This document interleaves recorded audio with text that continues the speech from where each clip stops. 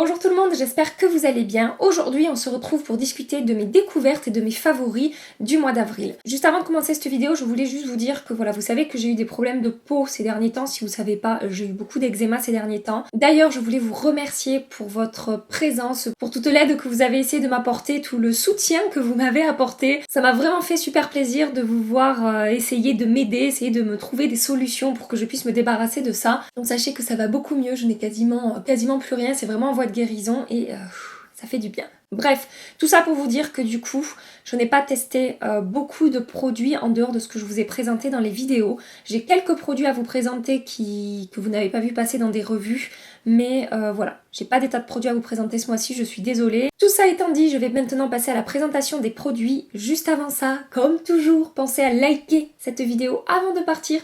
Et si vous êtes nouveau sur ma chaîne, pensez à vous abonner pour ne rien manquer de la suite des aventures YouTube. Je passe tout de suite à la présentation. Pour commencer, je vais vous parler de ce que j'ai sur les yeux. Je l'ai beaucoup porté depuis un mois, je sais plus combien de temps ça fait, un mois et demi à peu près. Et c'est une palette que j'utilise très souvent, soit pour me faire des make-up très légers en 2 temps 3 mouvements et partir bosser, soit je l'utilise aussi quand je fais des make-up un peu plus chargés, un peu plus sophistiqués, un peu plus smoky, etc. C'est vraiment une palette à tout faire et le rapport qualité-prix est excellent. Il s'agit de la palette The Jaclyn Hill de chez Morphe. Ça n'est pas une nouveauté, hein. Je pense que vous avez toutes et tous vu passer cette palette des milliards de fois sur YouTube. Elle a eu énormément de succès et son succès est mérité, la qualité des fards est excellente. Ils sont pigmentés, ils se travaillent à merveille, vraiment c'est une réussite et surtout ce que je préfère dans cette palette c'est la combinaison des teintes en fait. Comme je vous disais, on peut se faire toutes sortes de maquillage, maquillage de jour, maquillage de soirée, léger, chargé, dans des tons chauds, dans des tons froids avec des teintes un peu peps ici qu'on peut rajouter sur son make-up. Il y a un noir pour faire un trait de liner, vous savez que moi je fais toujours mon trait de liner avec un fard noir et vraiment je n'ai pas arrêté d'utiliser cette palette. D'ailleurs je pense que vous avez pu le voir dans ma barre d'infos, je décris toujours le make-up que je porte sur le visage. La moitié du temps c'était ça. Je sais pas pourquoi j'ai pas craqué au moment de sa sortie. Je me suis dit ouais bon, et en fait j'étais à côté de la plaque. Voilà. J'ai une autre palette de fard à paupières dont je voulais vous parler, par contre cette fois-ci le prix n'est pas le même. Il s'agit de la Neutral Matte de la marque Viseart. Je vous ai fait une revue et des tutoriels à propos de 2 palettes de chez Viseart qui sont les théories, les petites palettes. Si vous l'avez pas vu, je vous l'attache dans la petite barrette qui va s'afficher ici. Et donc après avoir découvert ces palettes théories Viseart que j'ai adorées, j'ai eu envie d'acheter des plus grandes palettes. J'ai trouvé un site internet qui s'appelle Love Makeup qui propose du coup la marque Viseart un peu moins cher que ce qu'on peut la trouver ailleurs. J'ai donc passé commande de 2 palettes. Cette palette Neutral Matte, donc il n'y a que des mattes à l'intérieur, et une palette avec que des lumineux. La palette des lumineux, je l'ai reçue, bon elle était cassée. Et du coup avant de la renvoyer, elle était inutilisable, hein, elle était vraiment cassée. Avant de la renvoyer, je l'ai swatchée et j'ai trouvé que les fards lumineux, au niveau de la qualité, était beaucoup moins bon dans ces palettes-là de 12 fards que dans les petites palettes théorie. Du coup, je l'ai renvoyée et j'en ai pas demandé une nouvelle, j'ai demandé à être remboursée. Cependant, celle-ci, pour ce qui est des mattes, la qualité est vraiment excellente. Les fards se travaillent très bien, la pigmentation est très bonne, ils sont hyper faciles à estomper, à travailler, etc. C'est vraiment super. Du coup, quand j'utilisais pas la Jaclyn Hill, j'ai beaucoup utilisé celle-ci. On peut se faire des make-up très légers, des make-up un peu plus soutenus. C'est que du mat, mais c'est pas grave. J'aime bien aussi des fois me faire des make-up que mat. Voilà, donc vraiment une excellente palette de fard à paupières.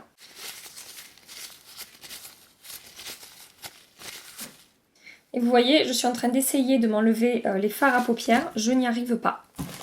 Donc la tenue est également excellente, vous pouvez le croire. Hein. D'ailleurs, pour ce qui est du site Love Makeup, si vous vous posez la question, il n'y a pas de frais de douane, c'est un site anglais. Et le service client a été irréprochable, ils m'ont répondu tout de suite, ils m'ont remboursé les frais de renvoi puisque la palette était cassée et voilà, ils m'ont dit on vous en renvoie une nouvelle, j'ai dit non je préfère être remboursée, c'est possible, pas de souci, on vous rembourse tout de suite. Ils ont reçu la palette, 3 jours après j'étais remboursée. Voilà, j'ai maintenant un pinceau à vous présenter. Alors depuis quelques temps, vous êtes mais des dizaines et des dizaines à me demander quel pinceau blush j'utilise en ce moment dans mes vidéos. J'espère que j'ai répondu à tout le monde, j'essaie de répondre vraiment à chaque fois quel pinceau c'était. Il s'agit donc du M500 de chez Morphe et j'ai adoré appliquer mon blush avec ce pinceau. J'avais jamais essayé d'appliquer mon blush avec ce genre de pinceau très fluffy, mou, pas très dense. Et vraiment c'est super, la taille par rapport à mes joues c'est parfait. Le fait qu'il soit pas très dense, un petit peu fluffy comme ça, il diffuse de la matière vraiment de manière très naturelle, très légère. Et franchement, voilà, j'ai adoré, ça a été une révélation pour moi ce mois-ci, la fille qui n'en fait pas trop. Et je pense que vous avez été nombreuses à le remarquer, puisque je vous dis, vous avez été nombreuses à me demander quel pinceau j'utilisais. C'est un excellent pinceau pour le blush, qui n'est pas fait pour le blush, mais on s'en fiche, on fait ce qu'on veut avec nos pinceaux. Pour ce qui est des lèvres, j'ai deux produits dont je vais vous parler. Tout d'abord, je voulais vous parler du rouge à lèvres que je portais dans ma dernière vidéo où je vous fais une revue sur la Back Talk d'Urban Decay. Il s'agit du Liptensity Lipstick de chez MAC Cosmetics en teinte Brick Dust. Au moment de leur sortie, ces rouges à lèvres ont eu énormément de succès. Ils sont sortis il y a longtemps, hein, et c'est pareil. J'ai pas craqué, je sais pas pourquoi. À chaque fois que j'allais chez MAC, je swatchais une ou deux teintes, je me disais, waouh, qu'est-ce qu'ils sont beaux. Mais je me disais, bon, j'en ai plein des comme ça. Voilà, je passais mon tour. Et récemment, j'ai craqué dessus. Ne me demandez pas pourquoi, hein, c'est... Voilà, je sais pas, je me réveille comme ça. Et je dis, ça y est, je vais le prendre. J'ai pris cette teinte-là, qui est, comme toujours, exactement les mêmes teintes que tous les autres rouges à lèvres que j'ai, hein, évidemment. Et alors, j'ai énormément porté ce rouge à lèvres depuis que je l'ai acheté. Ça doit faire 1 mois et demi à peu près. Et pour moi, c'est le genre de rouge à lèvres passe-partout qu'on peut faire avec un maquillage très léger, qu'on peut aussi appliquer avec un maquillage plus chargé. La pigmentation est vraiment excellente, il est hyper confortable. Même sans crayon, il ne file pas dans le pli de mes lèvres. Moi, c'est vraiment quelque chose qui m'arrive souvent sur des rouges à lèvres assez crémeux comme ça. Si j'applique pas du crayon en dessous, ça a vite tendance à filer dans le pli que j'ai au bord de mes lèvres et ça fait comme si ça avait... débordé, dégouliné comme ça, c'est pas super charmant. Et alors celui-là, il ne le fait absolument pas, il s'efface de manière très jolie quand il s'estompe. La tenue est bonne pour un rouge à lèvres crème, c'est-à-dire je l'applique le matin et jusqu'au moment de manger, j'ai pas forcément besoin d'en appliquer, il s'estompe un petit peu, mais c'est joli, voilà, ça se comporte vraiment très bien sur les lèvres. Et si vous recherchez des bons rouges à lèvres crémeux mais pigmentés et qui tiennent bien, sachez que les Liptensity de MAC sont excellents. J'arrive 2 ans après la guerre, je le sais, je pense que vous êtes tout au courant que ce sont d'excellents rouges à lèvres, mais voilà. Pour moi, c'est tout nouveau, les amis. Et ensuite, je voulais vous reparler évidemment des Absolu Lacquer de chez Lancôme que je vous ai présenté dans la vidéo où je teste des nouveautés et je vous ai fait une micro-revue à leur sujet en vous disant que sur les teintes claires, il se passait rien sur mes lèvres, mais sur les teintes plus foncées, c'était vraiment très très joli. J'en porte un aujourd'hui, c'est le Beige Sensation, il me semble, numéro 274. Et vraiment sur les teintes foncées, je suis scotchée par la qualité de ces lacs à lèvres, que ce soit le confort, la tenue, le fait qu'on puisse avoir quelque chose de très léger ou quelque chose de plus soutenu selon le nombre de couches qu'on va appliquer et surtout la tenue en fait, c'est bluffant. Et si vous voulez aller voir ma vidéo je teste des nouveautés, j'applique le matin, je reviens le soir et j'ai encore les lèvres teintées par ces lacs, donc vraiment ce sont de super produits. Alors je sais Lancôme c'est pas donné mais avec un code de moins 25% ça passe quand même un petit peu mieux. Je vous fais rapidement les swatchs. Ce que j'apprécie également particulièrement avec ces produits, c'est que sur une texture comme ça qui est assez glossy, assez lumineuse, lèvres pulpeuses, etc., non seulement on peut obtenir une intensité assez forte au niveau de la teinte, mais en plus voilà, ça tient super bien. Et le seul petit défaut que je leur trouve, au-delà des teintes claires qui ne rendent pas sur mes lèvres, c'est qu'au fil des heures, on va avoir petit à petit un effet un peu plus collant qu'au moment de l'application. Après c'est pas hyper collant, ça fait pas des fils, ça fait pas pâté, dégueu, etc.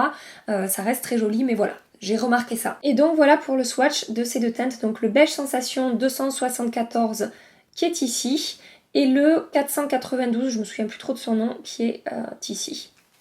Excellent, excellent produit que je vous conseille d'aller voir. Il y a des teintes beaucoup plus vives, beaucoup plus estivales, on va dire. Donc voilà, si vous êtes à la recherche de bons produits pour les lèvres avec des couleurs un petit peu peps, un petit peu fraîches, vous pouvez également aller voir ces produits. Au niveau du teint, ce mois-ci, j'ai beaucoup porté un produit de chez Herborian qui est la fameuse CC Crème Soin Illuminateur du visage haute définition. Avec les problèmes de peau que j'ai eu, mis à part dans mes vidéos où voilà, je testais des choses, etc., j'essayais de pas me maquiller ou très très peu. Après, je fais un métier où je vois beaucoup de gens, etc., donc...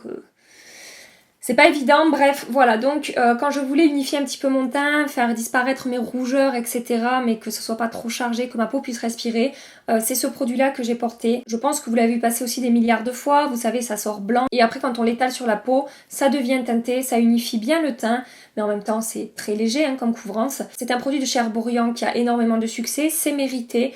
Ça tient bien, j'avais tendance à briller un peu sur ma zone T, mais franchement au point où j'en étais, c'était pas grave, je passais un coup de mouchoir rapidement en milieu de journée, voilà, c'était réglé. Si vous recherchez ce genre de produit qui unifie mais qui est très léger, qui a un côté soin, il y a également un SPF 25 à l'intérieur, la CC Crème d'Ardebourian, c'est pour moi un des meilleurs produits dans cette catégorie-là. Voilà, donc j'ai beaucoup porté ça et j'ai redécouvert ce produit que j'avais pas porté du coup depuis l'an dernier, parce que c'est pas du tout le genre de produit que je porte en hiver. Et j'en étais une fois de plus très contente. Il y a vraiment un rendu très naturel, mais ça va quand même unifier le teint et apporter vraiment bonne mine sans trop charger la peau. Voilà. Je voulais rapidement vous parler de ce que j'ai sur les ongles. Il s'agit du Jungle Matte 614 de chez Dior. J'ai eu un vrai coup de cœur pour ce vernis. C'est un vernis mat. On a l'impression qu'il est vraiment marronné dans le pot, mais sur ma peau, par rapport à ma carnation, alors là, attention, c'est comme les rouges à lèvres, les vernis, c'est pareil. Selon votre carnation, selon vos sous-tons de peau, etc., la couleur va ressortir différemment selon chacun. Donc moi, sur ma peau, ce vernis qui a l'air très beige marronné dans son pot, sur moi ressort beige marronné, mais avec un côté quand même rose. Et c'est vraiment une teinte du coup que j'adore sur mes ongles, je trouve ça vraiment très joli. Il est mat, donc ça change un petit peu, c'est original, la tenue est très bonne de toute façon.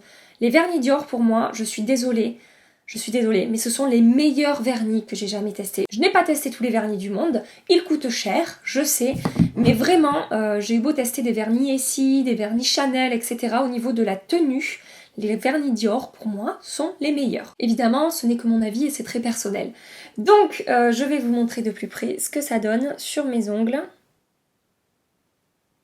Je trouve que cette teinte, en fait, c'est à la fois nude, facile à porter, mais en même temps, je sais pas, je trouve ça hyper élégant en fait, tout en restant assez discret. Bon et là pour finir, les produits que je vais vous présenter, c'est des produits que vous avez vu passer dans des revues ces derniers temps. Dans cette vidéo, je devais également vous parler du fond de teint LA Girl Pro Matte Foundation que je vous ai présenté également dans une vidéo, je vous l'accroche ici. Ce fond de teint est une très belle découverte. D'ailleurs, après ma vidéo, Elsa Makeup a sorti une vidéo aussi à son sujet et j'ai cru comprendre qu'elle adorait également ce fond de teint. Il coûte 11 € sur le site LA Girl France et c'est un fond de teint, c'est celui que je porte aujourd'hui du coup, qui va être semi-mat mais qui en même temps va avoir un petit peu de lumière qui se dégage, qui va apporter un effet vraiment naturel à la peau. Il va lisser ma peau. Vraiment, une fois que j'ai appliqué ce fond de teint, l'aspect de ma peau est encore plus joli après qu'avant avoir appliqué ce fond de teint. La couvrance est, je dirais, légère à moyenne, plutôt moyenne. Et la tenue est excellente. Je n'ai pas besoin de faire de retouches dans la journée, même sur ma zone T. Le seul endroit où le fond de teint va bouger sur mon visage, c'est cette zone-là. Mais vous savez que ça, c'est normal sur moi. Si vous recherchez un fond de teint petit prix, vous devriez vous intéresser un petit peu à celui-là parce que franchement, il vaut vraiment le détour. Et enfin, le dernier produit que vous avez également vu passer dans une de mes revues, il s'agit de la poudre Hydra Mist de chez Becca, qui est une poudre hyper originale, puisque comme je vous ai dit dans ma revue, je vous l'accroche ici également, au moment de l'application, on va avoir l'impression d'appliquer quelque chose de mouillé sur son visage. Donc c'est vraiment surprenant, c'est agréable, c'est rafraîchissant. Et à côté de ça, en plus, elle fait super bien son job, elle va bien lisser les pores, je vous l'ai dit dans ma vidéo, pas autant que la Velvetizer, mais quand même, il y a un très bon effet lissant sur les pores et sur la peau, et elle va fixer le maquillage, contrôler l'excès de sébum, et elle est imperceptible sur la peau, il n'y a pas d'effet poudreux, il n'y a pas d'effet sec, ni quoi que ce soit. C'est une excellente poudre qui est vendue sur les sites anglais pour l'instant, donc Space NK, Cult Beauty et je ne sais plus quoi d'autre, bref, tout ça sera en barre d'infos comme toujours. Donc voilà pour mes découvertes et mes favoris du mois d'avril, que je vous le redis, je suis désolée, je n'ai pas eu grand chose à vous présenter que vous ne connaissiez pas parce que j'ai pas pu tester grand chose, voilà. J'ai plein de produits en attente là de tester, que ce soit la poudre Becca pour le dessous des yeux, l'anti-cerne Makeup Revolution, la base tarte que je veux encore tester, enfin voilà, il y a plein de produits que je veux encore tester mais que j'ai pas pu vous présenter dans cette vidéo parce que je les connais pas assez, voilà. Comme toujours, pensez-vous à me partager vos découvertes et vos favoris du mois. Je vous le dis à chaque fois, mais vraiment ces commentaires que vous me laissez en me listant